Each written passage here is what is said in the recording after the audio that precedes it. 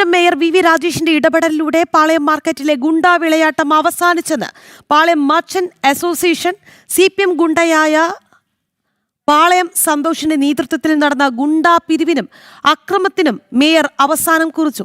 ED ഉദ്യോഗസ്ഥരെ ആക്രമിച്ച കേസിൽ സന്തോഷ് പ്രതിയാണ് എന്നും അസോസിയേഷൻ സെക്രട്ടറി രജാസ് ജനം TVയോട് പറഞ്ഞു.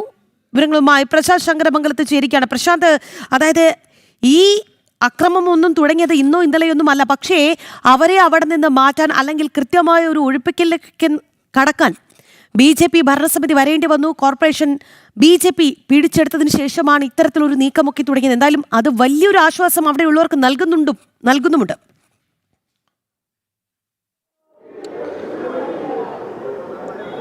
രാഖി, പാളയം മാർക്കറ്റിൽ ഗുണ്ടാപിരിവ് നടക്കുന്നു എന്ന അതിൻ്റെ അടിസ്ഥാനത്തിലാണ്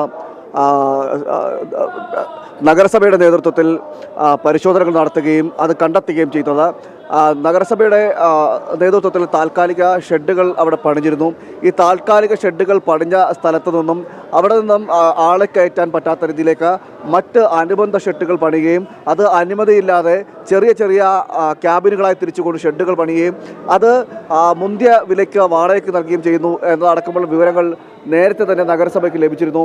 ഇതിൻ്റെ അടിസ്ഥാനത്തിലാണ് നഗരസഭ സമൂലമായ രീതിയിലൊരു പരിശോധനകൾ നടത്തുകയും ഈ നിയമലംഘനം കണ്ടെത്തുകയും ചെയ്തത്. തുടർന്നാണ് ഈ അനധികൃത കെട്ടിടങ്ങൾ പൊളിച്ചു മാറ്റുക എന്ന നിലയിലേക്ക് എത്തിയത്. ഇപ്പോൾ ഏറ്റവും പുതുതായി വരുന്നത് പാളയം സന്തോഷ് എന്ന ആൾ. പാളയം സന്തോഷിൻ്റെ CPMൻ്റെ തന്നെ ഒരു നേതാവാണ് പാളയം സന്തോഷ്. പാളയം സന്തോഷിൻ്റെ നേതൃത്വത്തിൽ ഒരു ഗുണ്ടാ സംഘം തന്നെ ഈ മാർക്കറ്റ് കേന്ദ്രീകരിച്ച് പ്രവർത്തിച്ചിരുന്നു എന്നാണ് നമുക്കിപ്പോൾ മർച്ചൻ്റ് അസോസിയേഷൻ്റെ തന്നെ ആളുകൾ അവിടുത്തെ നിന്നുള്ള പ്രതിനിധികൾ വ്യക്തമാക്കുന്നത്.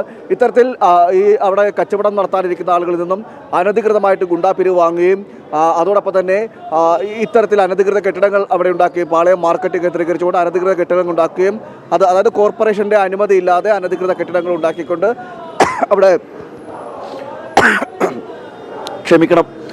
കെട്ടിടങ്ങൾ ഉണ്ടാക്കിക്കൊണ്ട് പണം കൈപ്പറ്റുന്ന ഒരു രീതിയാണ്, പണം തട്ടിയെടുക്കുന്ന രീതിയാണ് നടന്നിരുന്നത്. സാധാരണക്കാരായ മീൻ കച്ചവടക്കാരും പച്ചക്കറി കച്ചവടക്കാരും അടക്കമുള്ളവർ അവിടെ എത്തുന്നു. അത്തരം ആളുകളുടെ കൈവശത്തു നിന്നും അടക്കം പ്രതിദിനം 500 രൂപ വെച്ച് വാങ്ങുന്നു എന്നതടക്കമുള്ള വിവരങ്ങൾ നേരത്തെ നഗരസഭയ്ക്ക് ലഭിക്കുകയും ചെയ്തിരുന്നു. എന്തായാലും നഗരസഭയുടെ ശക്തമായ ഒരു ഇടപെടലുള്ളത് കൊണ്ട് ഇടപെടൽ നടത്തിയത് കൊണ്ട് തന്നെ ഇത്തരത്തിലുള്ള ഗുണ്ടാ പ്രവർത്തനങ്ങൾക്ക് അവിടുന്ന് അറുതി വരുത്താൻ സാധിച്ചു. ഏറ്റവും കൂടുതൽ എടുത്തു പറയുന്നൊരു പേര് ഈ പാളയം സന്തോഷിൻ്റെ തന്നെയാണ്. പാളയം സന്തോഷാണ് ഈ കന്നിമേര മാർക്കറ്റ്, പാളയത്തെ കന്നിമേര മാർക്കറ്റ് അടക്കി ഭരിച്ചിരുന്നത് എന്നതടക്കമുള്ള വിവരങ്ങളാണ് ഇപ്പോൾ പുറത്തു വരുന്നത്.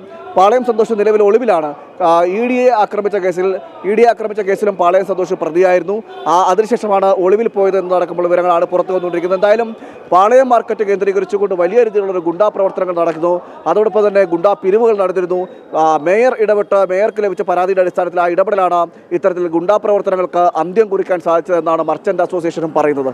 രാഖി, ശരി പ്രശാന്ത്, എന്തായാലും മേയറുടെ ഇടപെടൽ, തിരുവനന്തപുരം കോർപ്പറേഷന്റെ ഇടപെടൽ വലിയ രീതിയിലുള്ള ആശ്വാസം അവിടെയുള്ള കച്ചവടക്കാർക്ക് നൽകുന്നുണ്ട്. CPM ഗുണ്ടയായ പാളയം സന്തോഷിന്റെ നേതൃത്വത്തിൽ അവിടെ വലിയ രീതിയിലുള്ള ഗുണ്ടാപിരിവും അക്രമവും ഒക്കെ നടന്നിരുന്നു. പക്ഷേ അതിനെല്ലാം അറുതി വരുത്താൻ മേയർ വി രാജേഷിന് സാധിച്ചു. അത് വലിയ രീതിയിലുള്ള ആശ്വാസം നൽകുന്നുണ്ട് എന്നുള്ളതാണ് രജാസ് ജനം TVയോട് പറഞ്ഞത്. പ്രശാന്ത് ശങ്കരമംഗലത്താണ് വാർത്തയുടെ വിശദാംശങ്ങൾ നൽകിയത്.